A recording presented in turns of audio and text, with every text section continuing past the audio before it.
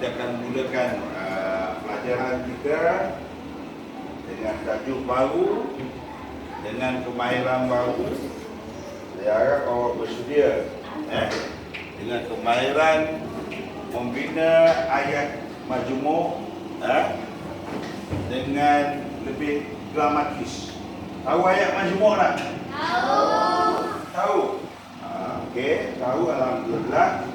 Dan sekiranya kita masih sama-sama, cikgu akan terangkan apa maksud ayat majmuk dan bagaimana kita boleh membina ayat majmuk dengan lebih berkesan. Boleh? Okay. Siapa tahu ayat majmuk tu apa maksud dia? Seorang kat tangan, okey? Abang ayat majmuk apa?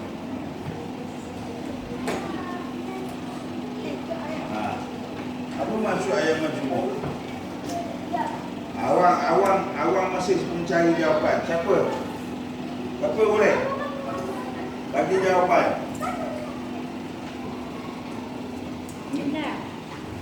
Cepat. Siapa? Cuba. Ya.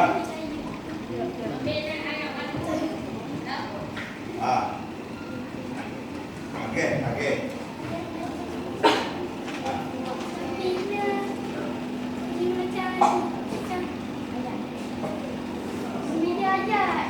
Ya, tahu membina ayat. Apa maksud ayat majmuk tu?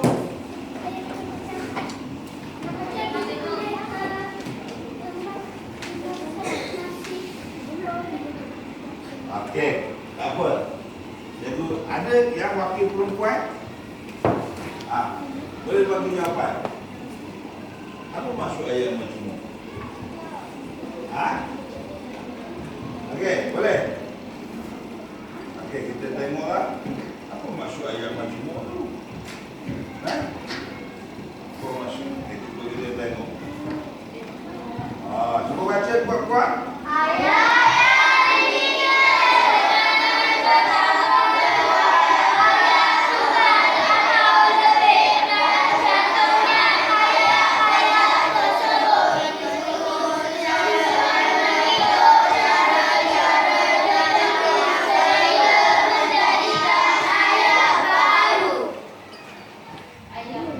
Ayat yang dibina dengan mencantumkan dua ayat tunggal.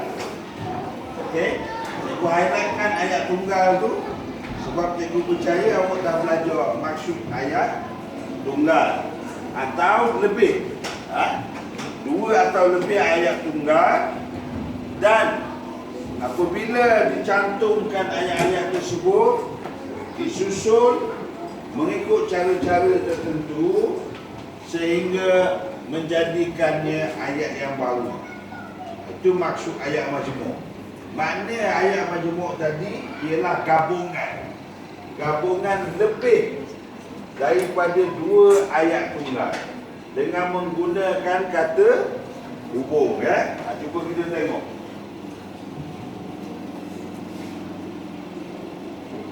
Itu ayat tunggal. Diberikan contoh ayat tunggal.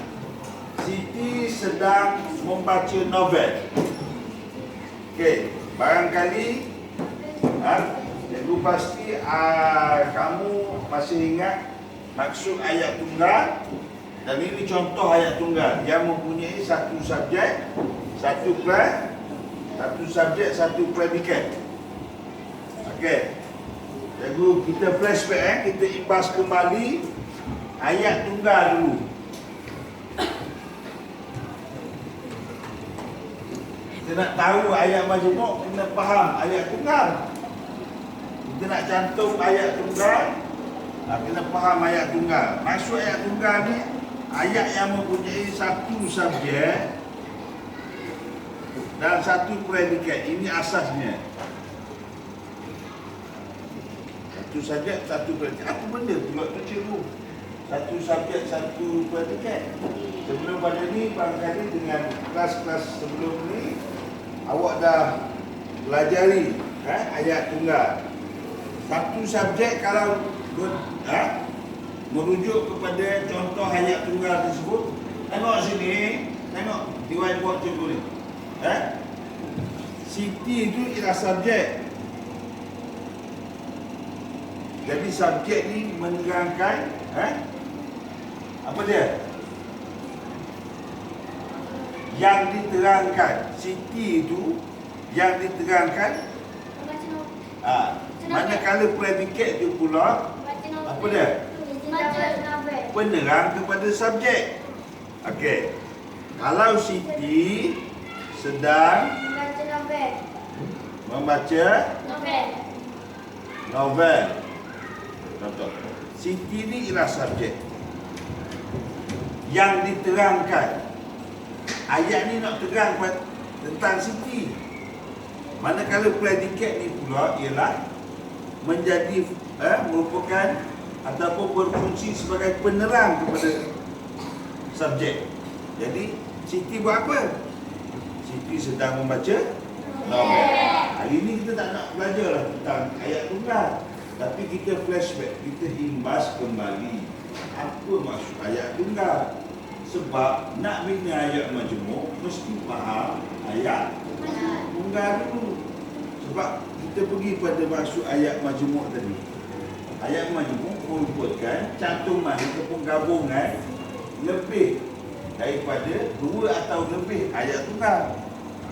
Faham? Jadi sekarang Siti sedang membaca novel. Kita tengok ayat tunggal yang kedua. Okey. Noni sedang membuat latihan matematik. Mana Noni? Noni ni subjek. Ni, Noni subjek. Sedang membuat latihan matematik itu. Ini merupakan predikat. Jadi dua ayat tunggal kita nak cantumkan jadi ayat majmuk. Macam mana nak cantum? Semua orang tengok. Siti, cuba baca seorang. Awak baca. Okey. Siti sedang membaca novel dan Noni sedang membuat latihan matematik. Okey, good. Terus. Siti sedang membaca novel dan Noni sedang membuat latihan matematik. Baik. Ayat majmuk gabungan dua atau lebih. Sekarang ada dua ayat tunggal. Bagaimana dihubungkan? Ayat tunggal tadi dihubungkan dengan kata Dan. Kata dan. Dan ini merupakan kata hubung. Jadi kata hubung itu berfungsi untuk apa? Menghubungkan kedua-dua ayat tunggal tadi. Okey. Kita lihat contoh-contoh lain. Bagaimana terbentuknya ayat majmuk. Dah cuba. Cikgu beri contoh. Pertama, Saidi rajin belajar. Awak rajin nak belajar? Rajin. Kat belakang tu rajin ke? Rajin ke malas? Rajin, bagus. Saidi rajin belajar. Abang dia yang malas. Abangnya malas. Kita gabung menjadi ayat majmuk. Saidi rajin belajar, tetapi abangnya malas. Kita hubung. Mana perkataan kata hubung mana? Tetapi ini berfungsi sebagai kata hubung dan menghubungkan dua kata, dua ayat tunggal. Jadi sekarang ni ayat majmuknya yang ni. Contoh berikutnya kita boleh tengok depan. Kurang pula. Awak baca. Ni. Kuat sikit. Ibu mendapat berita. Kakak telah tamat pengajiannya. Okey. Ibu dapat berita bahawa kakak telah tamat pengajiannya. Okey, bagus. ibu mendapat berita. Itu ayat tunggal pertama. Yang kedua pula, kakak telah tamat pengajiannya. Jadi wujud ataupun muncul ayat majmuk. Baca sama-sama.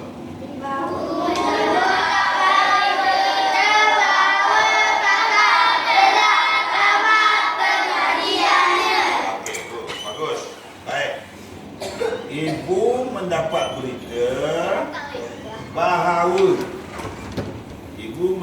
berita bahawa kakak telah tamat pengajiannya. Mana kata hubung?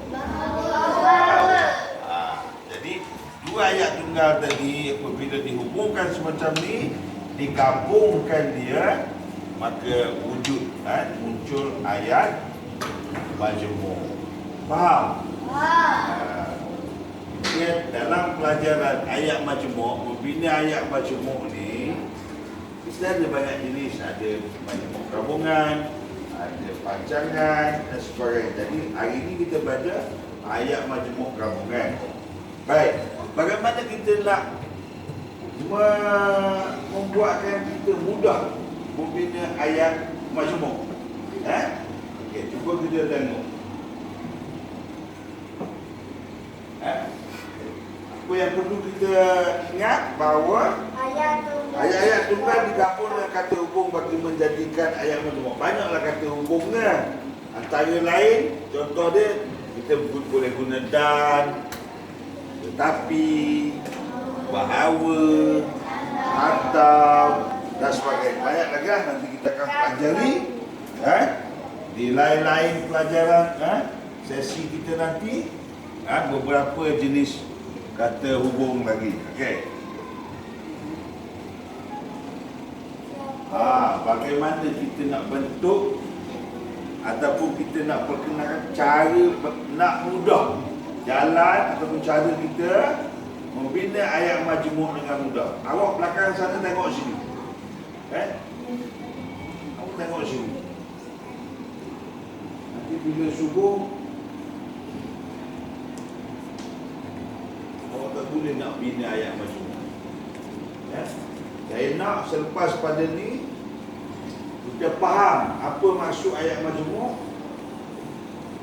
Kalau disuruh bina ayat majmuk, diminta gunakan ayat-ayat seumpama ini dalam karangan, dalam penulisan kita, kita boleh buat.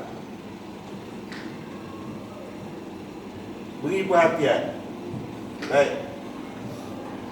Kita guna konsep kata tanya. Kita nak bina ayat tu, kita setkan dalam minda kita, nak buat sesuatu, nak bina sesuatu ayat,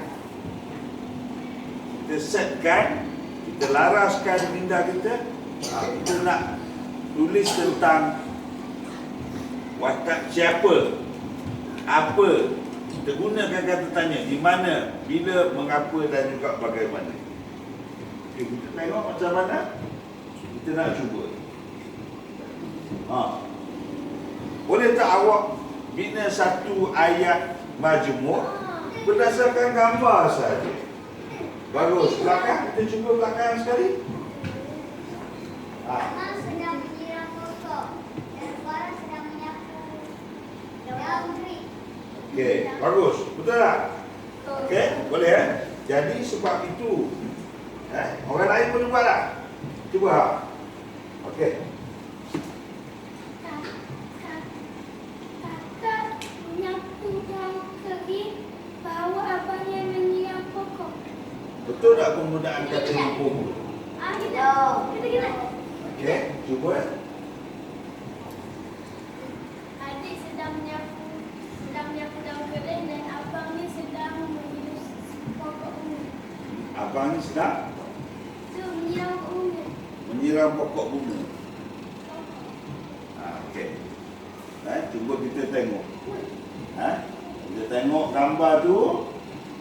Kemudian ini kita beri contoh ayat dia. Okey. Pertama kita nyatakan watak yang ada dalam. Sebab kita guna ayat tanya tadi siapa. Okey. Yang keduanya, apa aktiviti yang berlaku kat gambar tadi? Kata raya. Dah. Kita tengok semula gambar. Kita tengok semula gambar tadi. Pertama kita tentukan, kita guna kata tanya tadi dah.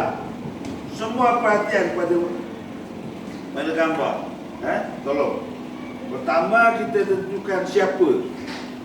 Siapa ni maknanya watak yang ada dalam gambar. Yang keduanya, apa aktiviti yang berlaku?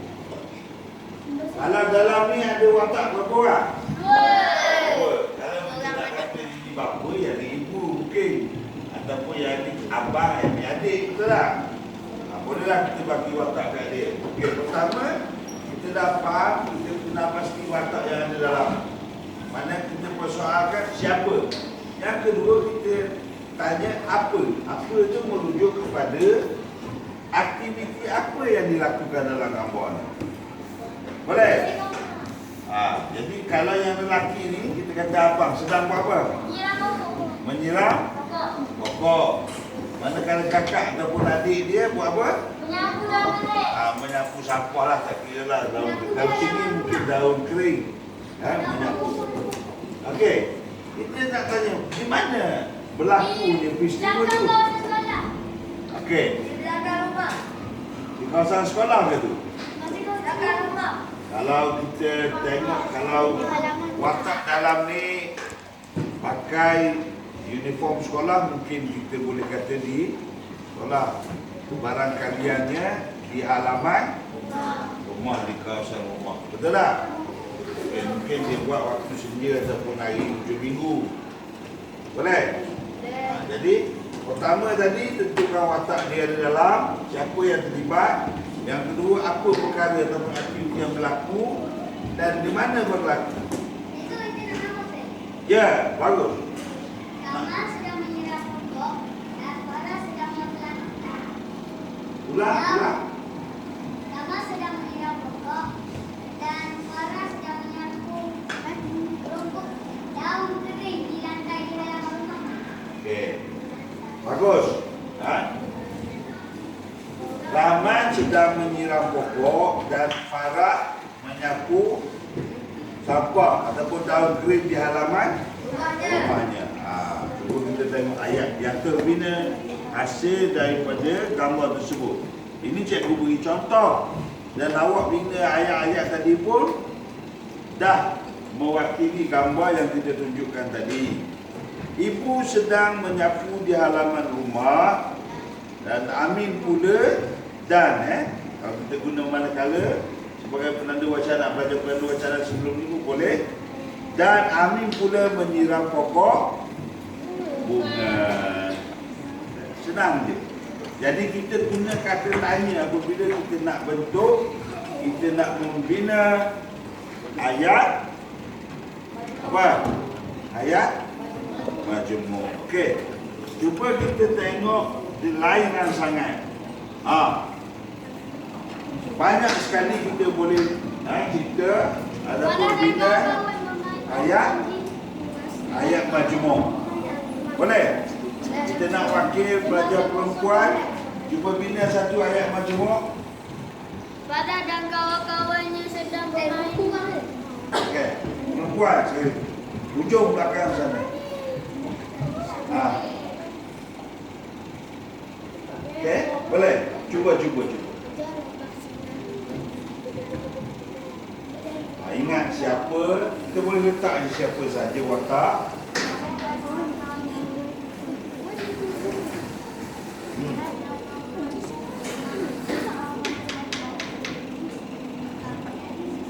Boleh? Kawan-kawan dia boleh tolong. Okey? Bagus?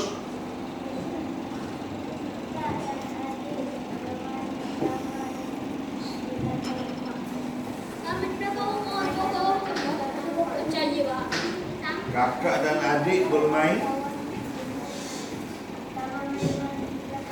di taman permainan di belakang rumah. Kita mula. Okey, dah boleh sebab dah wujud gabungan kata ataupun ayat tunggal tadi. Dua subjek. Satu subjek, dua predikat. Satu subjek, satu predikat. Dua subjek, dua predikat. Wujud ayat majmuk. Okey. Lain contoh. Okey. Farah dan kawan-kawan bermain dalam permainan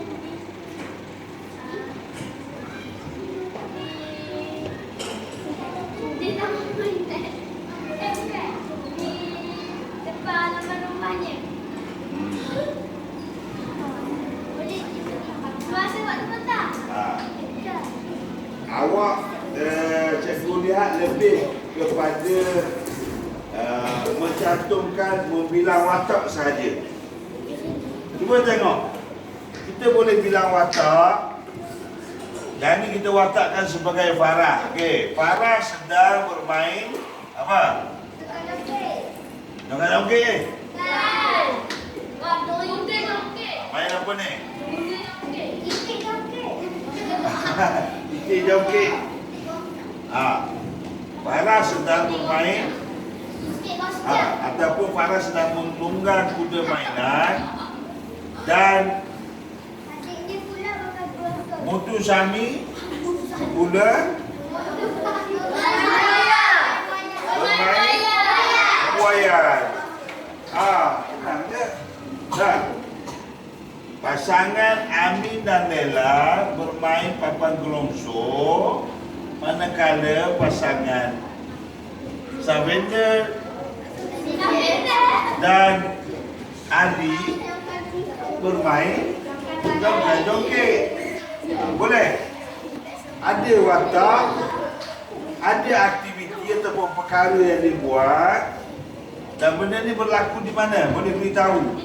Di taman permainan. Bagus. Ada. Kata tanya bila? Bila nak kita tahu apa?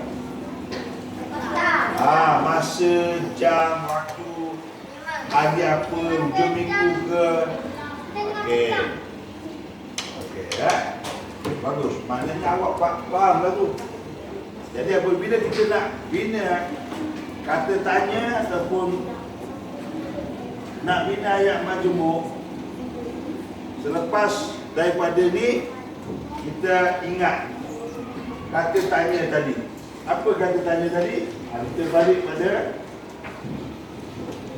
di awal pelajaran kita tadi ni. Nak bina ayat, kita imagine ingat siapa watak yang nak kita bina ayat tu, apa perkara ataupun aktiviti yang nak berlaku ataupun yang sedang berlaku, di mana tempat atau peristiwa itu berlaku, bila boleh sentuh mengapa terjadi, mengapa berlaku dan bagaimana berlaku ataupun keadaan di suasana tempat itu berlaku. Jadi apabila kita menggunakan konsep kata tanya, mudah bagi kita untuk membina ayat apa? Ayat apa?